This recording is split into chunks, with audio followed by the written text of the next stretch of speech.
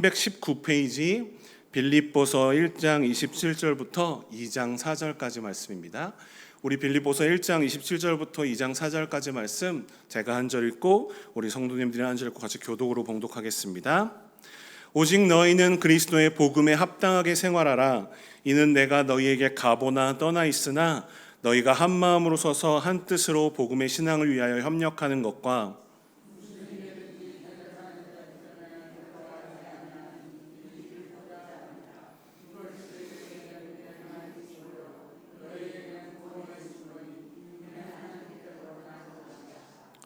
그리스도를 위하여 너희에게 은혜를 주신 것은 다만 그를 믿을 뿐 아니라 또한 그를 위하여 고난도 받게 하려 하심이라.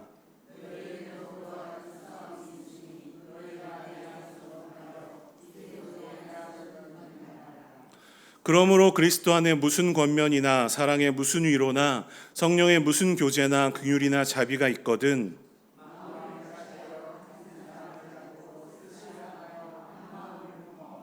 아무 일에든지 다툼이나 허영으로 하지 말고 오직 겸손한 마음으로 각각 자기보다 남을 낮게 여기고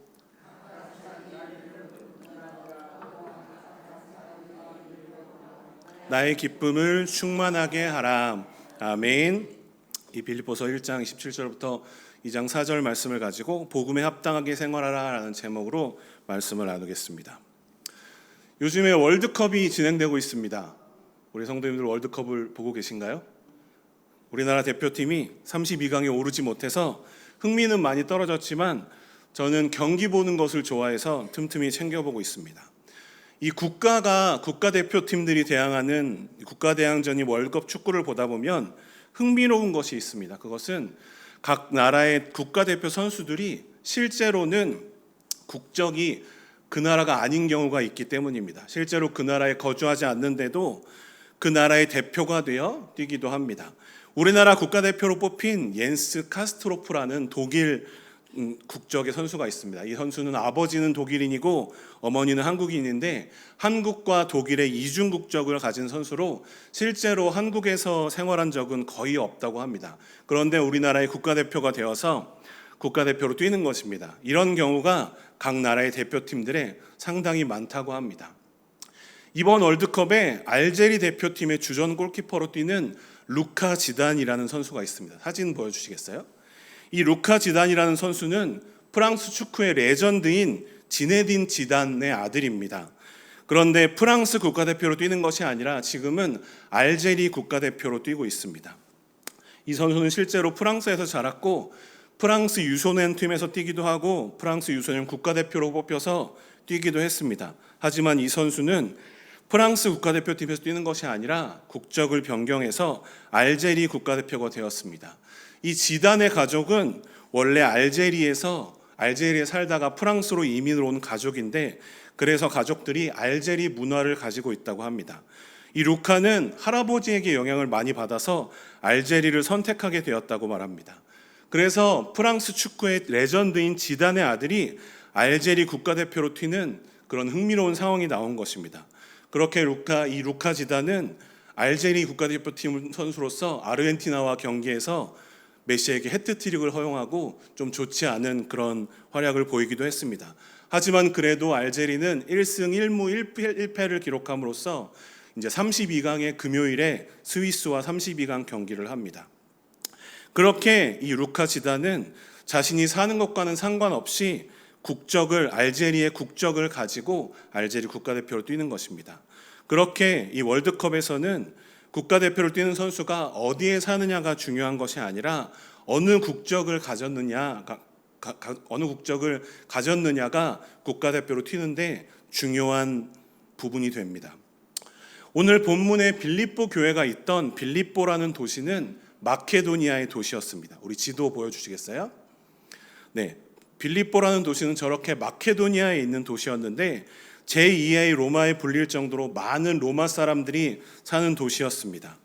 로마의 초대 황제인 아우구스투스는 카이사리의 죽음 뒤에 엄청난 권력 다툼에서 승리하고 나서 공을 세운 사람들에게, 자신과 함께 싸워준 사람들에게 영지를 수여했습니다. 그런데 로마가 있는 이탈리아 안에는 더 이상 나눠줄 땅이 없었습니다. 그래서 마케도니아의 빌립보, 아주 훌륭한 무역 도시이고 아주 발전된 도시였던 그 마케도니아의 빌립보를 자기를 위해 공을 세운 사람들을 위해서 영지로 수요한 것입니다. 그래서 이 빌립보는 제2의 로마에 불릴 정도로 로마 사람들이 많이 살았던 그런 도시가 되었습니다. 당연하게도 이 빌립보의 시민들은 로마 시민과 같은 특권을 누렸고, 그렇게 자기들이 로마 시민과 같은 특권을 누리는 사람들이라는 것을, 그런 긍지와 그런 자부심을 가지고 있었습니다. 그런 빌립보에 있는 빌립보 교회에 바울은 이렇게 편지를 보내는 것입니다. 이 빌립보서를 보낼 당시에 바울은 로마 감옥에 갇혀 있었습니다. 바울이 그렇게 복음을 전하다가 감옥에 갇혀서 걱정하고 있을 빌립보 교회 성도들에게 바울은 자신이 옥에 갇힌 것이 복음 전파에 방해가 되는 것이 아니라 오히려 복음 전파에 도움이 된다고 말합니다. 그래서 빌립보서 1장 12절에 보면, 형제들아, 내가 당한 일이 도리어 복음 전파의 진전이 된 줄을 너희가 알기를 원하노라 라고 그렇게 바울은 말씀하고 있습니다. 그러면서 바울은 자신이 죽기를 각오했다는 듯이 이렇게 말합니다. 우리 빌립보서 1장 20절과 21절 말씀 같이 한 목소리로 읽겠습니다. 20절과 21절입니다. 시작. 나의 간절한 기대와 소망을 따라 아무 일에든지 부끄러워하지 아니하고 지금도 전과 같이 온전히 담대하여 살든지 죽든지 내 몸에서 그리스도가 존귀하게 되게 하려 하나니, 이는 내게 사는 것이 그리스도니 죽는 것도 유익함이라. 아멘. 바울은 지금 자신이 감옥에 갇혀서 죽임을 당할지도 모르지만 살든지 죽든지 예수님께만 영광이 된다면 자신이 죽는 것도 유익하다라고 그렇게 고백하고 있는 것입니다. 바울은 아마 자신이 빌립보 교회에 다시 방문하는 일은 없을 것이라고 생각했던 것 같습니다. 그래서 바울은 빌립보 교회에, 내가 빌립보 교회에 다시 돌아가든지 아니면 혹시 돌아가지 못하더라도 빌립보 교회 너희는 내가 가르쳤던 예수님의 복음을 잘 기억하고 그 복음에 합당한 교회로서, 복음에 합당한 성도들로서 살아가야 한다라는 그런 당부를 하고 있는 것입니다. 1장 27절에 이르러서 바울은 빌립보 교회에 강하게 오직 너희는 그리스도의 복음에 합당하게 생활하라 라고 그렇게 말씀하고 있습니다. 여기 27절의 처음에서 바울은 오직이라는 말을 써서 그 권면을 더욱더 강조하고 있습니다. 다른 것이 아니라 오직 그리스도의 복음에 합당하게 행하는 그런 교회가 되고, 그런 교회가 성도가 되어야 한다고 바울은 지금 권면하고 있는 것입니다. 여기서 생활하라라고 번역된 헬라어 동사는 신약 성경에서 단 2번만 쓰였습니다. 오늘 본문 27절 말고는 사도행전 23장 1절에서 쓰였는데, 그 사도행전은 누가가 쓴 것이기 때문에 바울은 오직 이 본문에서만 저 생활하라는 동사를 쓰고 있는 것입니다. 이 동사는 살아가다 또는 행동하다라는 그런 의미를 가지고 있는 것입니다. 그리고 그냥 살아가는 것이 아니라 한 도시의 시민으로서, 한 국가의 국민으로서 살아가고 행동한다라는 그런 의미를 가지고 있습니다. 아마도 로마 시민들이었던 빌립보 교회 성도들은 이 동사의 의미를 잘 알고 있었을 것입니다. 그래서 바울은 이 권면을 하면서 자신이 잘 쓰지 않던 이 동사를 사용했습니다. 그러면서 시민으로 살아가는 것, 하나님 나라의 백성으로서 복음에 합당하게 살아가야 한다는 것을 그렇게 강조하고 있는 것입니다. 바울은 또한 그리스도의 복음이라고 말하면서 하나님 나라의 백성답게 복음에 합당하게 살아가야 한다라고 그렇게 강조하고 있습니다. 또한 이 문장의 대상은 복수입니다. 그러니까 바울은 이 권면을 개인에게 하는 것이 아니라 공동체에게 하고 있습니다.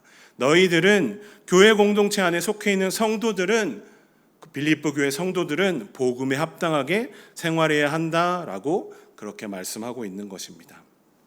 바울이 이 편지를 쓸 때 빌립보 교회에는 여러 가지 문제가 있었던 것 같습니다. 교회 안에 분쟁도 있었던 것 같고, 거짓 복음을 가지고 교회를 혼란하게 만드는 사람들도 있었던 것 같습니다. 또한 빌립보 교회를 향한 고난도 다가오고 있었습니다. 바울은 그런 문제들에 대한 해답으로 복음에 합당하게 생활하라라고 권면하고 있습니다. 그리스도의 복음에 합당하게 생활하는 것, 이것이야말로 바울이 평생 추구했던 삶이고 예수님을 믿는 성도들이 반드시 가져야 할 삶의 태도일 것입니다. 빌립보 교회 성도들이 복음에 합당하게 생활한다면 빌립보 교회 안에 있는 문제들은 모두 다 해결될 것입니다. 빌립보 교회 성도들이 복음에 합당하게 생활한다면 교회에 다가오는 고난도 이겨낼 수 있을 것입니다. 그렇기 때문에 바울은 오늘 본문에서 복음에 합당하게 생활해야 한다라고 그렇게 빌립보 교회 성도들에게 권면하고 있는 것입니다. 그렇다면 복음에 합당하게 생활하려면 우리는 어떻게 해야 할까요? 첫 번째로 우리는 복음에 합당하게 생활하기 위해서 예수님의 마음을 품고 한 마음이 되어야 합니다. 우리 첫째 같이 한 목소리로 읽겠습니다. 시작. 아멘. 우리가 복음에 합당하게 생활하기 위해서는 예수님의 마음을 품고 한 마음이 되어야 할 줄로 믿습니다. 우리 오늘 본문 27절과 28절 말씀 같이 한 목소리로 읽겠습니다. 시작. 오직 너희는 그리스도의 복음에 합당하게 생활하라. 이는 내가 너희에게 가보나 떠나 있으나 너희가 한 마음으로 서서 한 뜻으로 복음의 신앙을 위하여 협력하는 것과 무슨 일에든지 대적하는 자들 때문에 두려워하지 아니하는 이 일을 듣고자 함이라. 이것이 그들에게는 멸망의 증거요 너희에게는 구원의 증거니 이는 하나님께로부터 난 것이라. 아멘. 바울은 빌립보에 사는 로마 시민인 빌립보 교회 성도들에게 그리스도의 복음에 합당하게 생활하라는 권면을 하면서 그들의 시민권이 로마에 있을 뿐만 아니라 본질적으로는 하나님 나라에 있다는 것을 강조합니다. 그들이 로마 시민인 것이 본질적인 것이 아니라 그들이 예수님을 믿고 성도가 됨으로써 하나님 나라의 시민이 되었다는 것이 바울이 지금 이야기하고 있는 것입니다. 하나님 나라의 시민으로서 빌립보 교회 성도들이 따라야 할 규범은 바로 그리스도의 복음이었습니다. 그렇기 때문에 바울은 오직 그리스도의 복음에 합당하게 생활하라고 그렇게 권면하는 것입니다. 그리고 그렇게 복음에 합당하게 생활하기 위해서 빌립보 교회 성도들이 한 마음으로 서서 한 뜻으로 복음의 신앙을 위해서 협력해야 한다라고 말합니다. 아마도 빌립보 교회는 당시 여러 가지 분쟁으로 있었던 것으로 보입니다. 그리고 거짓 복음을 전하는 자들이 빌립보 교회 안에 들어왔던 것 같습니다. 그럴 때 가장 중요한 것은 빌립보 교회가 한 마음을 품고 한 뜻으로 서는 것이었습니다. 다른 것이 아니라 오직 그리스도의 마음으로 하나가 되어 한 뜻으로 복음의 신앙을 지켜야 했습니다. 왜냐하면 그리스도의 복음이 대적하는 자들에게는 멸망의 증거지만 그리스도를 믿는 성도들에게는 하나님께로부터 난 구원의 증거이기 때문입니다. 그렇게 거짓 복음이 들어올 때는 교회가 복음의 신앙을 지키기 위해 협력해야 하는데 빌립보 교회는 지금 오히려 다른 것들 때문에 서로 분쟁하고 다투고 있었습니다. 그래서 바울은 그리스도의 복음에 합당하게 생활하기 위해서 너희들이 한 마음으로 굳건히 서서 한 뜻을 가져야 한다라고 강조하고 있는 것입니다. 그렇다면 성도들은 어떻게 한 마음이 될 수 있을까요? 어떻게 마음을 같이하여 뜻을 합할 수가 있을까요? 바로 그리스도의 마음을 품을 때 성도들이 그렇게 뜻을 합할 수 있는 줄로 믿습니다. 그래서 바울은 성도들이 그리스도 예수의 마음을 품어야 한다라고 그렇게 말합니다. 우리 조금 길기는 하지만 2장에 나오는 빌립보서 2장 5절부터 11절까지의 말씀 우리 같이 한 목소리로 읽겠습니다. 빌립보서 2장 5절부터 11절까지 말씀입니다. 우리 같이 읽겠습니다. 빌립보서 2장 5절부터 11절까지 말씀 같이 읽겠습니다. 우리 본문을 볼까요? 네, 품으라 곧 그리스도 예수의 마음이니 그는 근본 하나님의 본체시나 하나님과 동등됨을 취할 것으로 여기지 아니하시고 오히려 자기를 비워 종의 형체를 가지사 사람들과 같이 되셨고 사람의 모양으로 나타나사 자기를 낮추시고 죽기까지 복종하셨으니 곧 십자가의 죽으심이라.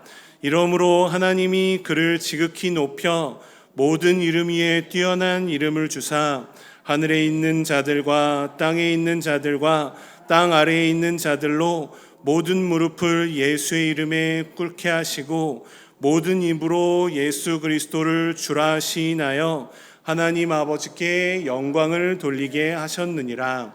아멘.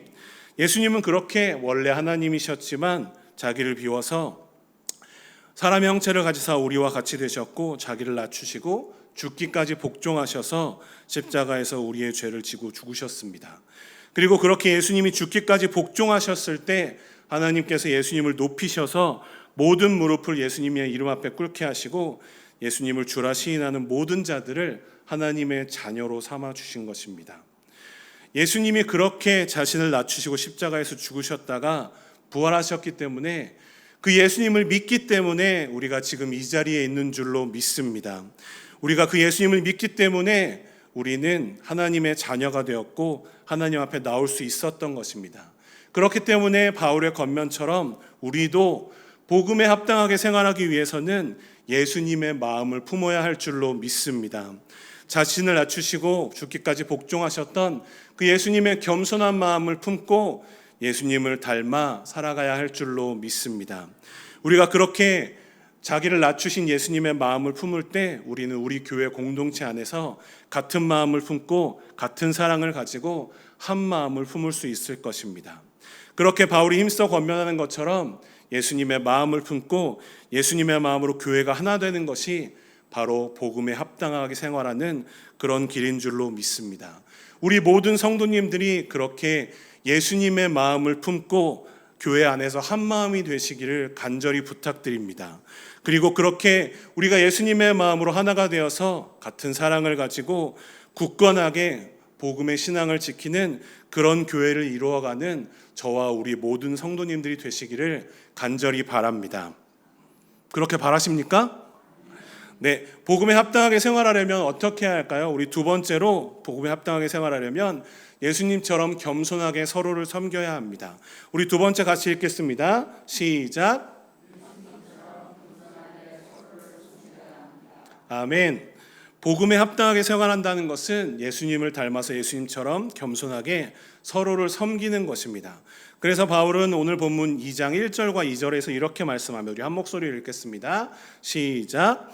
그러므로 그리스도 안에 무슨 권면이나 사랑의 무슨 위로나 성령의 무슨 교제나 긍휼이나 자비가 있거든 마음을 같이하여 같은 사랑을 가지고 뜻을 합하여 한 마음을 품어. 아멘. 오늘 본문 2장 1절은 조건절로 되어 있습니다. 2절에서 같은 마음을 품으라고 말했기 때문에 이 1절과 2절을 뭐뭐 하거든 뭐뭐 하라라는 그런 조건적 명령문이라고 볼 수 있습니다. 하지만 학자들은 이것이 그냥 조건적 명령문과는 다르다고 말합니다.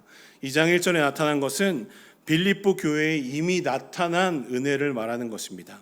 빌립보 교회 안에는 이미 그리스도 안에서 나타나는 권면이 있었고 사랑의 위로가 있었고 성령의 교제가 있었고 긍휼한 자비를 나누는 그런 나눔이 있었습니다. 그런 은혜가 이미 빌립보 교회 안에 나타나고 있기 때문에 바울은 빌립보 교회 성도들이 예수님의 마음으로 마음을 같이하여 뜻을 합해야 한다라고 그렇게 말하는 것입니다. 빌립보 교회 안에 이미 그런 하나님의 은혜가 나타나고 있으니 이제 마음을 달리하지 말고 한 마음을 품어서 서로를 섬겨야 한다라고 그렇게 말씀하고 있는 것입니다. 우리에게도 우리 교회에도 빌립보 교회에 나타났던 그런 권면과 사랑의 위로와 성령의 교제와 긍휼이나 자비가 나타나고 있습니까? 우리 교회 안에 그런 권면과 위로와 자비가 나타나고 있습니까? 나타나고 있나요?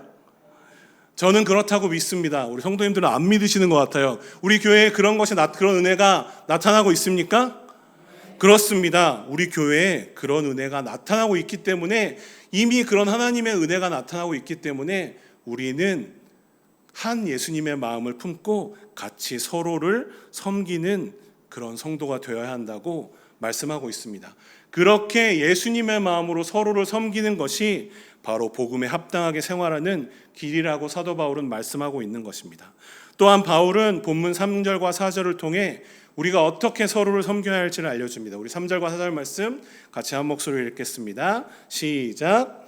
아무 일에든지 다툼이나 허용으로 하지 말고 오직 겸손한 마음으로 각각 자기보다 남을 낮게 여기고 각각 자기 일을 돌볼 뿐더러 또한 각각 다른 사람들의 일을 돌보아 나의 기쁨을 충만하게 하라. 아멘.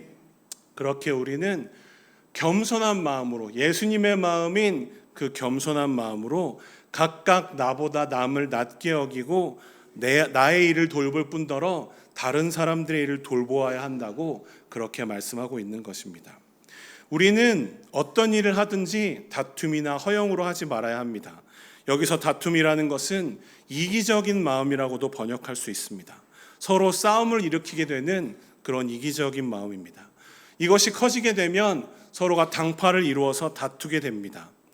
그런데 누구나 이런 마음을 가지고 살아가는 것 같습니다. 사람은 누구나 허영을 가지고 삽니다. 다들 자기 잘난 맛에 그렇게 살아가기 때문입니다. 저도 이렇게 엉망으로 생긴 저조차도 가끔 거울을 보면서 이만하면 잘생겼네, 살만 빼면 괜찮을 것 같아 라는 생각을 하기도 합니다.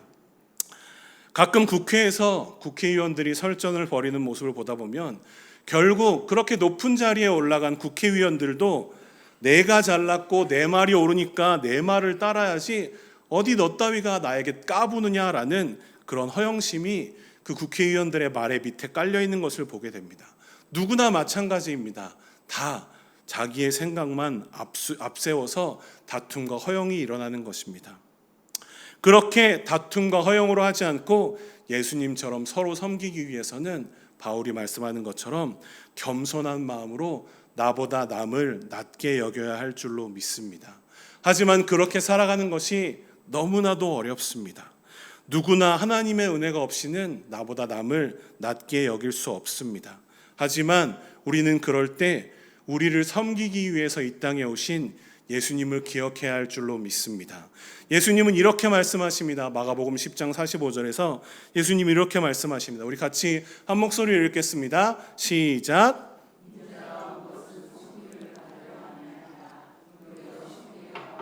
자기 목숨을 많은 사람의 대속물로 주려 함이니라. 아멘. 그렇게 자기 목숨을 우리를 위해서 내어주시면서 최고의 섬김을 보여주신 예수님을 본받아 우리도 그런 예수님의 마음으로, 겸손한 마음으로 서로를 섬기는 삶을 살아가야 할 줄로 믿습니다. 우리가 교회 안에서 그렇게 서로를 섬기는 삶이 바로 복음에 합당하게 생활하는 삶이기 때문입니다. 그렇게 예수님의 마음을 가지고 각각 자기 일도 잘 돌보고 남들도 돌아보아서 겸손한 마음으로 서로를 섬기는 그런 복음에 합당한 삶을 살아가시는 저와 우리 모든 성도님들이 되시기를 간절히 바랍니다. 복음에 합당하게 생활하려면 어떻게 해야 할까요? 우리 마지막으로 복음에 합당하게 생활하려면 구원받은 자답게 말씀대로 살아야 합니다. 우리 셋째 같이 읽겠습니다. 시작. 아멘. 우리가 복음에 합당하게 살아간다는 것은 말씀 그대로 살아간다는 것을 의미합니다. 우리가 받은 하나님의 말씀, 이 성경 말씀대로 살아가는 것이 복음에 합당한 삶인 줄로 믿습니다. 그런데 그렇게 말씀대로 살아가는 것은 참으로 어려운 일입니다. 그래서 바울은 이렇게 말씀합니다. 우리 오늘 본문 29절과 30절 말씀 같이 읽겠습니다. 시작. 그리스도를 위하여 너희에게 은혜를 주신 것은 다만 그를 믿을 뿐 아니라 또한 그를 위하여 고난도 받게 하려 하심이라. 너희에게도 그와 같은 싸움이 있으니 너희가 내 안에서 본 바요 이제도 내 안에서 듣는 바니라. 아멘. 우리가 복음에 합당하게 살아가려고 노력하다 보면 그로 인한 고난을 받을 때도 있습니다.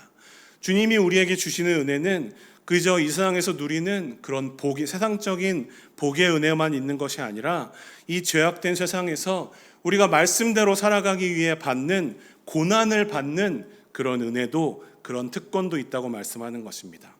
우리가 이 죄악된 세상에서 복음에 합당하게 살아가다 보면 당연히 세상과 부딪힙니다. 세상은 우리가 추구하는 이 복음에 합당한 생활을 이해하지 못하기 때문입니다. 구원을 받았지만 여전히 우리 안에 남아있는 죄성, 우리 안에 있는 죄의 마음도 그렇습니다. 때로는 복음에 합당하게 살아간다는 것이 너무나도 어리석어 보이고 복음에 합당하게 살아봤자 아무것도 변하지 않는 것처럼 그렇게 느껴집니다. 그래서 복음에 합당한 삶이 아니라 그저 세상과 똑같이 세상 사람들과 같이 살아가고 싶은 그런 유혹에 빠져들 때도 있습니다. 우리만 그런 것이 아닙니다. 2000년의 교회사 동안에 많은 동일한 성도들이 그렇게 동일하게 그랬습니다. 사도 바울 당시에 초대교회 교인들도 우리와 똑같은 모습이었습니다. 그래서 바울은 빌립보서 2장 12절에서 이렇게 권면합니다. 우리 2장 12절 말씀 같이 한 목소리로 읽겠습니다. 시작. 그러므로 나의 사랑하는 자들아, 너희가 나 있을 때뿐 아니라 더욱 지금 나 없을 때에도 항상 복종하여 두렵고 떨림으로 너희 구원을 이루라. 아멘. 바울은 자신이 없을 때에도 항상 복음에 복종하여 두렵고 떨림으로 너희 구원을 이루라는 말씀을 합니다. 어떤 사람들은 이 구원을 이루라는 말씀을 해석하면서 우리의 구원이 아직 이루어지지 않았으니까 우리의 구원에 무언가가 더 필요하다라고 그렇게 말씀합니다. 하지만 그런 해석은 이단의 해석입니다. 우리의 구원에는 하나님의 사랑과 은혜 외에 그 어떤 것도 필요하지 않습니다. 우리의 구원에 무언가가 더 필요하다고 말하는 순간 이단이 되는 것입니다. 사도 바울이 말씀하는 이 말씀은 그런 뜻이 아닙니다. 여기서의 이루라는 말은 구원에 무엇이 부족하니까 무언가를 더해야 된다는 뜻이 아니라 우리가 구원을 받았으니까 항상 복종하여서 항상 하나님의 말씀에 순종하여서 두렵고 떨림으로 구원받은 자답게 말씀대로 살아가야 한다라는 그런 뜻입니다. 구원을 이루라는 말은 계속해서 두렵고 떨림으로 하나님의 말씀에 순종하며 살아가라는 그런 말씀입니다. 복음에 합당하게 살아가기 위해서는, 복음에 합당하게 생활하기 위해서는 항상 두렵고 떨림으로 말씀에 순종하여 구원받은 자들답게 성도답게 살아가야 한다라고 그렇게 말씀하고 있는 것입니다.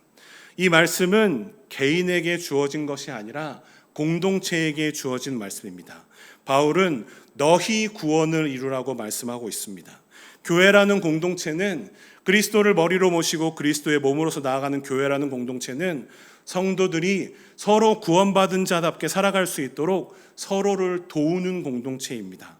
하나님을 믿는 사람들, 예수님을 자신의 구주와 주님으로 모시는 사람들, 성령님과 항상 교제하며 동행하는 사람들이 모인 교회는 그렇게 서로가 구원받은 자들답게 살 수 있도록, 서로가 성도답게 살 수 있도록 밀어주고 끌어주는 그런 공동체가 되어야 한다라고 사도 바울은 말씀하고 있는 것입니다.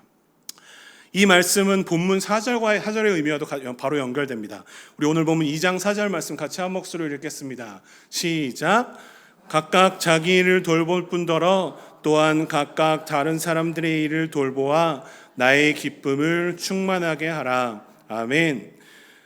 우리는 성도로서 각각 내가 구원받은 자답게 살기 위해 노력해야 합니다. 하지만 그러면서 동시에 우리는 우리 옆에 있는 지체가 구원받은 자답게 살아가고 있는지를 돌아봐야 합니다. 그리고 신앙의 어려움을 겪고 있는 지체가 있다면 같이 기도하고 격려하고 위로하면서 우리 옆에 있는 지체들이 복음에 합당하게 생활할 수 있도록 도와주어야 합니다. 그것이 하나님께서 우리를 교회라는 공동체로 부르신 이유인 줄로 믿습니다. 항상 말씀에 순종하며 구원받은 자들답게 살아가시는 우리 성도님들이 되시기를 바랍니다. 하지만 그와 동시에 주위에 있는 지체들을 돌아보시고 어려움을 겪는 지체가 있다면 손을 내리면서 위로하시고 격려하여서 함께 복음에 합당한 생활 가운데로 나아가시기를 힘쓰시는 저와 우리 모든 성도님들이 되시기를 간절히 바랍니다. 아멘. 우리가 그렇게 서로를 돌아볼 때 우리는 하나님이 원하시는 교회 공동체로서 세워져 갈 줄로 믿습니다. 우리 교회가 우리가 그렇게 서로를 돌아볼 때 예수님의 마음으로 서로를 섬기며 서로를 돌아볼 때 우리 기흥주 지구촌 교회가 주님이 원하시는 그런 교회 공동체로 세워져 갈 수 있을 줄로 믿습니다. 제가 사역자로서 여러 교회를 다녔습니다. 지금까지 세보니까 제가 총 8번의 사역지를 옮겼더라고요. 그 8번의 사역지 중에 5번째와 8번째가 바로 이 기흥지구촌 교회입니다. 한 교회에 이렇게 2번에 걸쳐서 오게 되는 좀 특별한 경험도 했었습니다. 그런데 제가 사역자로서 여러 교회를 다니면서 가지는 생각 중에 하나는 사역자로서 어떤 교회를 가면 그 교회를 우리 교회라고 생각하기가 참 처음에는 쉽지 않습니다. 그저 처음에는 이 어색하고 어려운 분위기 속에서 내가 이 자리에 일하러 왔구나라는 생각을 처음에는 가지게 됩니다. 우리 교회 같지가 않고 남의 교회에 일하러 온 듯한 그런 생각을 가지는 것입니다. 그런데 교회에서 계속해서 생활하다 보면 하나님께서는 항상 그 교회에 대한 마음을 저에게 부어주십니다. 처음에는 영 어색하게만 하던 교회가 하나님께서 속하게 하신 나의 공동체라는 그런 사실을, 이 교회가 우리 교회라는 것을, 그런 마음을 하나님께서 부어주시는 것입니다. 우리 성도님들은 기흥지구촌 교회 성도님들이십니다. 맞습니까? 그렇습니다. 하나님께서는 분명한 이유를 가지시고 우리 성도님들을 이 교회로 부르신 줄로 믿습니다. 하나님은 우리를 부르셔서 하나님의 자녀가 되게 하셨고, 특별한 목적을 가지시고 이 기흥지구촌 교회 공동체에서 같이 복음에 합당한 생활을 하는 그런 성도가 되게 하셨습니다. 하나님은 우리를 통해서 이 교회가 하나님이 일하시는 공동체가 되게 하실 것이고, 우리를 통해서 하나님의 일들을 이루어 나가실 줄로 믿습니다. 다시 한번 묻겠습니다. 우리 기흥지구촌 교회가 여러분에게 우리 교회이십니까? 이 교회가 여러분에게 하나님이 허락하신 교회 공동체이십니까? 그렇습니다. 그렇다면 우리는 하나님이 말씀하신 대로 복음에 합당하게 나 혼자만 살아가는 것이 아니라 우리 옆에 있는 지체들을 돌아보며 예수님의 마음으로 복음에 합당하게 살아가야 할 줄로 믿습니다. 우리가 그렇게 복음에 합당하게 생활하려고 노력할 때 하나님께서 우리를 도우실 줄로 믿습니다. 우리의 힘으로는 그렇게 살 수 없지만 하나님께서 우리를 도우셔서 우리가 복음에 합당하게 생활하게 하실 줄로 믿습니다. 우리 그런 마음으로 빌립보서 1장 6절과 2장 13절 말씀 같이 한 목소리로 읽겠습니다. 시작. 너희 안에서 착한 일을 시작하신 이가 그리스도 예수의 날까지 이루실 줄을 우리는 확신하노라. 너희 안에서 행하시는 이는 하나님이시니 자기의 기쁘신 뜻을 위하여 너희에게 소원을 두고 행하게 하시나니. 아멘. 우리가 복음에 합당한 삶을 살아가기를 힘쓸 때 하나님께서 우리를 도우실 줄로 믿습니다. 우리 안에서 착한 일을 시작하시는 하나님께서 우리를 도우셔서 우리를 통하여 이 귀한 우리 교회 공동체를 이끌어 가실 줄로 믿습니다. 하나님이 불러주신 이 기흥지구촌 교회 공동체 안에서 그렇게 복음에 합당한 섬김의 삶을 살아가시기를 힘쓰시는 저와 우리 모든 성도님들이 되시기를 간절히 바랍니다. 아멘. 기도하겠습니다.